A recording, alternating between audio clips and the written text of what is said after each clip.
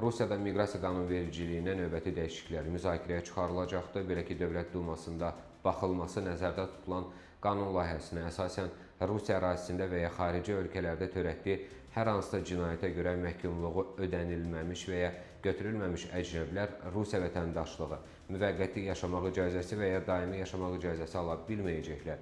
Layihəyə əsasən belə hal sonradan aşkar edilərsə, əvvəllər verilmiş müvəqqəti yaşamaq icazəsi və ya daimi yaşamaq icazəsi də ləğv olunacaq.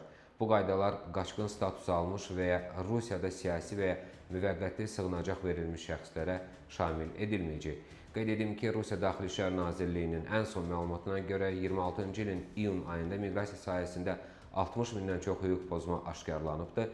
2000 cinayət işi başlanılıb, 14600 əcnəbi ölkədən deportasiya edilib və ya inzibati qaydada çıxarılıb. Bundan başqa 29300 əcnəbinin Rusiyaya girişinə məhdudiyyət qoyulubdur. 10400 işə götürən isə miqrantların qanunsuz işə cəlb edilməsinə görə inzibati məsuliyyətə cəlb edilib.